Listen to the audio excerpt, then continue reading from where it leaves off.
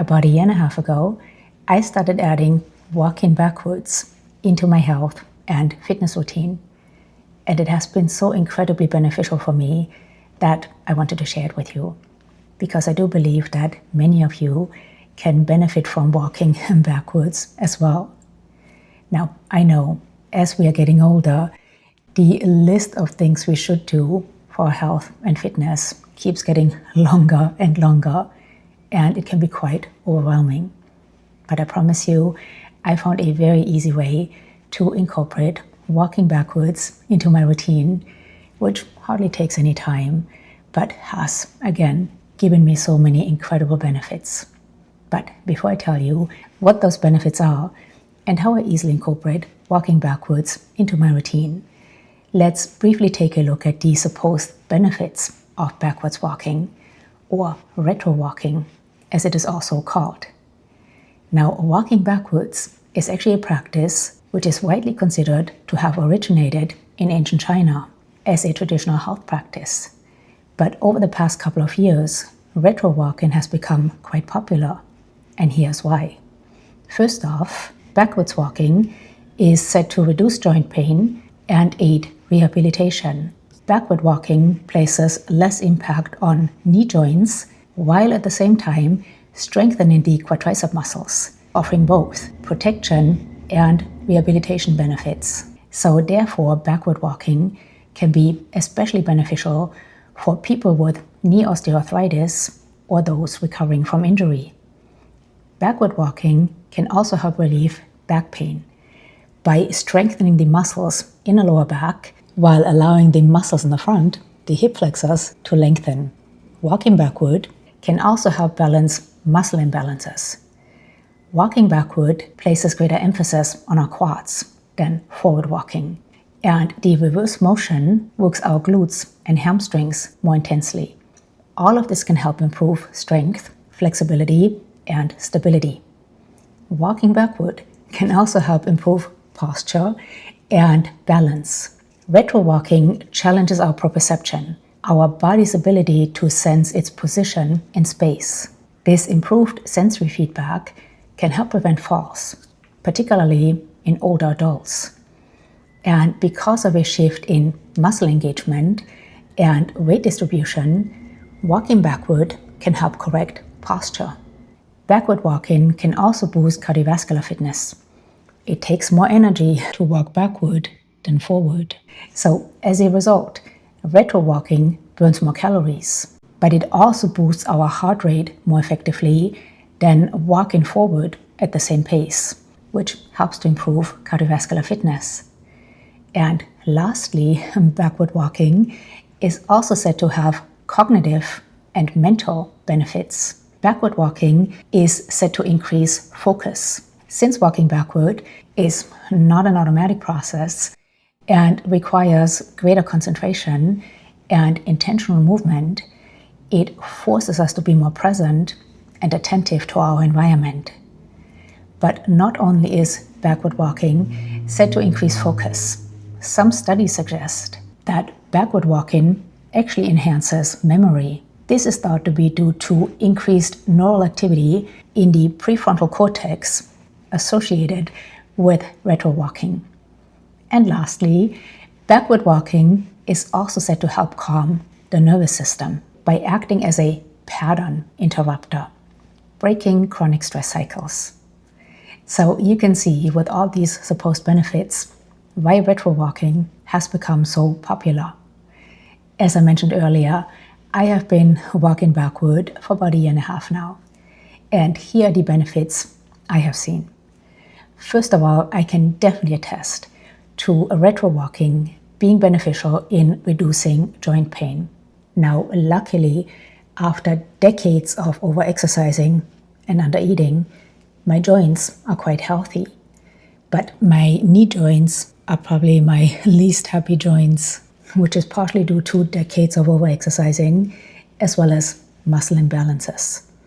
But since I started walking backward, my knees are so much happier. Now, I might have an occasional day where one or the other knee speaks up a bit.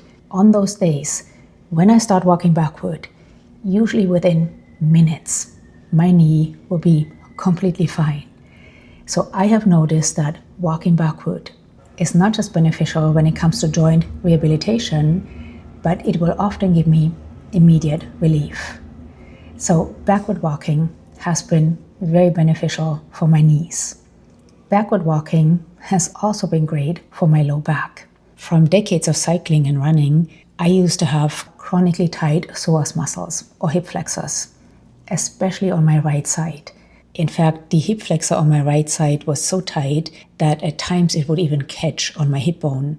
And this chronic tightness, which no amount of stretching or yoga seemed to be able to get rid of, translated to me having low back pain, especially on my right side.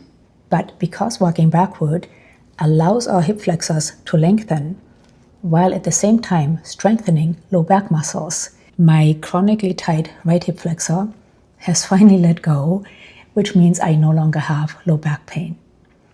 Lastly, I feel that walking backward has helped improve my posture as well as my coordination. So these are the benefits I have noticed from walking backward. I can't necessarily tell you that my cardiovascular fitness nor my memory have improved, but the benefits I have gotten from walking backwards are so great to me that I will definitely continue walking backward. Strangely, backward walking is something I really look forward to, and that could be because it indeed calms down my nervous system. As I mentioned earlier, being able to calm down the nervous system by breaking chronic stress cycles is a supposed benefit of retro walking. I can't tell you for sure that it indeed calms down my nervous system. I'm not sure how to measure that. But like I said, I always look forward to walking backward. To me, it's almost like a moving meditation, a challenging moving meditation, but it is something that always makes me feel better. Now, the way I have incorporated walking backward into my routine is I personally walk backward about 4 days a week on the days I go to the gym. So I do my backward walking after my weightlifting session. So about 4 days a week on the days I go to the gym, after my weightlifting session, I will walk backward on a treadmill. Of course, you can walk backward anywhere where you can do it safely. But personally, I like to do my retro walking on a treadmill because I like to backward walk on an incline to add another challenge. So 4 days a week, on the days I go to the gym, after my weightlifting session, I will go on a treadmill. I will set the speed at 2.8 miles per hour. And I'm sorry, I don't know right now what that is in kilometers, but I will put it right here in the corner. And then I will set the incline at 15. Now, I did not start at 15. I worked my way up to that, but that is what I'm currently doing. Once I have everything set, I turn around and I start walking. As much as possible, I try to not hold on. Every once in a while, I might have to hold on for a couple of seconds to catch my balance or because my quads are on fire. If you retro walk, you probably know what I'm talking about. It definitely works those quads. But again, for the most part, I try to not hold on, so I can really challenge my balance and coordination. Now, if this video inspired you to give backward walking a try, remember, you can retro walk anywhere where you can do it safely. It doesn't have to be done on a treadmill nor on an incline. And as far as frequency and duration, experts suggest that beginners aim to retro walk for 5 to 10 minutes, 2 to 3 times per week. Now, at first, when you start walking backward, it might feel a bit awkward, but I'm certain you will get the hang of it very quickly. The only thing to remember really is that unlike when we walk forward, where our heel strikes the ground first, when we walk backward, our toes or the ball of our foot strikes the ground first and then our heel. I would love to know, do you retro walk? And if so, what benefits have you noticed? How do you do it? Do you do it outside on a treadmill? For how long? And let us know down below. Any questions or comments, please leave them down below. I always love to hear from you. I hope this video was helpful. Thank you so much for being here. Until next time, bye.